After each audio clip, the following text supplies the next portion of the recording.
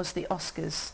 The student Oscars, yes. Oscars. The guys from the Youth Parliament are still running with that, the two Bens, and they've been talking to the King's Theatre, trying to put something in place to hopefully make it happen.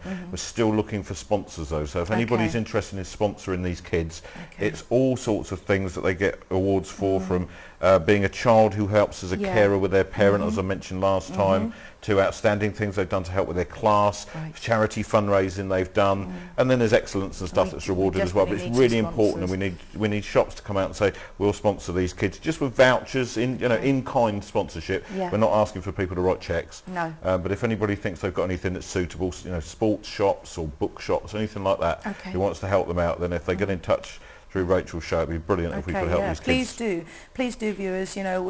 Obviously we're looking for your help on that one, definitely. And we've also got some other things going on down the Kings. Yes, we've got Heather James' 60th birthday party in April, which I'm producing. You're producing? That will be an interesting and exciting day. It will be exciting, as anyone who knows Heather will no doubt expect. She's got a really good lineup. This is Pipe and Thistle Band, Spinnaker Chorus, a couple of really well-known drag acts, a mentalist who does Derren Brown type stuff, and some singers, and it's a really good show she's put together, but she needs people to buy tickets and come along. Okay, so that's another thing, viewers, it's down to you. If you want to go along and see that, it's going to be fantastic. There's so many different things going on. Research, so exactly, it's really and it is important. all for breast cancer research, so you can help out with that one as well. What other things we got coming up, Steve? We've got the Festival of Food coming up over the summer, and for the first time this year, a sort of cultural fringe developing around the Southsea branch of that.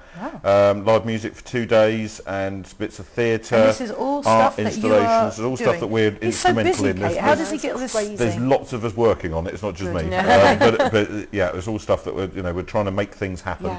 And getting people out there supporting these things because they're really interesting. Paulsgrove Carnival I got involved with the first time last year. Really good community event, and we have a live music stage up there. It's a good day. That's the last Saturday in June, which I think is the 25th. And where can people check all this? Most of it goes on the council's website. If you just have a bit of a look around, it's a council website, so you need to have a bit of a look, but it is on there. And I usually send out Cellars newsletters and bits and pieces because I still remain promoter down there. And there'll be coverage in the news, so look around and you'll find, I think there's a bit of a message there actually, because there's so much happening in Portsmouth, isn't there? It's massive. And people don't necessarily know about it. And a number of times somebody said to me afterwards, I didn't know that was on. Well, look, the listings in the paper on people's websites, check things out. Type in MySpace and Portsmouth, and you'll have 150 MySpace sites come up with so people's much stuff. talent down here. So much talent that we know about and that we haven't met yet, people we haven't met yet. Absolutely. People do need to go and support that and just go and give it a try, even if you haven't heard of them. Because it's fun and you'll enjoy it. And most of the ticket prices are really low, or not at all, are they? I mean, I've lived in a couple of cities around England, and to be frank, you're talking about a city that is really rich in live music. It's huge. There's a ton of pubs with backroom stages and just and places you don't think are gonna have that. A lot of pub landlords that love music, that want music on. There's a real sort of positive vibe in the city.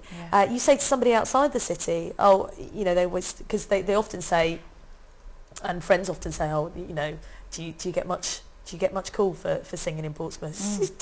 I'm constantly busy. Because you work down there, there's a few different places you do as well. Because your band will actually sort of split off as well. Because we have residencies.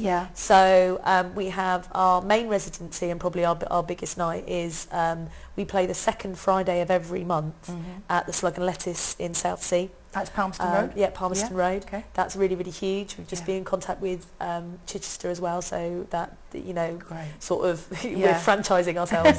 And there's also, we play upstairs at Drift the first Sunday of every month, but that is currently on a hiatus, so you need to check our website. And also you do Roses Wine Bar? And we do Rosie's, look for Freestyle Funk Collective in there, also on our website as well. So we do fantastically busy people, you two. You can't beat live music. You can't, no. Absolutely not. I love the story you told last time we met about Mumford and Sons. Yes, playing at the Cellars 2 years ago on a £5 ticket. For a five, yeah, £5. Lauren Pritchard, I think, was a £5 ticket. Yeah. She's doing great things now. Yeah, Eliza Doolittle, yeah, another one. We've got Tom Williams and the Boat next month. There's a lot of vibe around them at the moment. They're a hot tip. And we had Misty Miller last month. There's lots of... I'm going to need to give you an allowance, aren't I? Just like say, which ones do I need to come to? There you go. Yeah. Well, we're going to go over and have a look at some footage just for a bit. This is from the Volunteer Centre in Arundel Street, where the news team went last Friday to help celebrate ethnic pride. So we're just going to go over and have a little bit at look at some footage.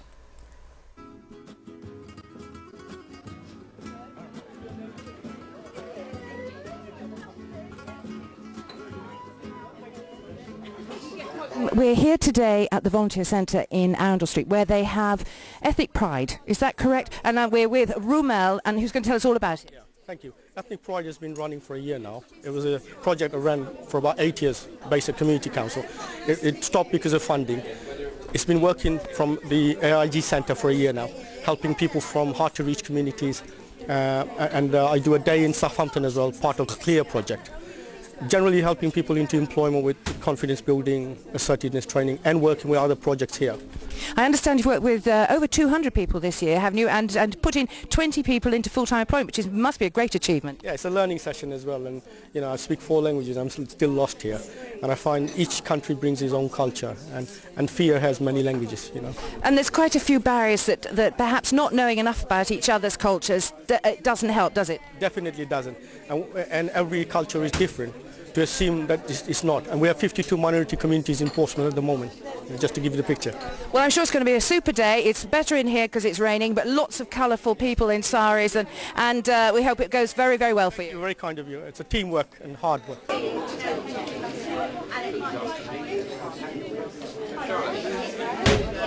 Welcome to you and everyone to the Information Advice and Guidance Centre in Arundel Street. For those that you don't know, this centre was opened about a year ago to help people looking for work, training or careers advice. Already in the last year we've seen over 4,000 people, so certainly it's a service as well that's well needed in the city. A project that has been delivered through this centre for the last year is Ethnic Pride, and we're here today to launch it as a social enterprise.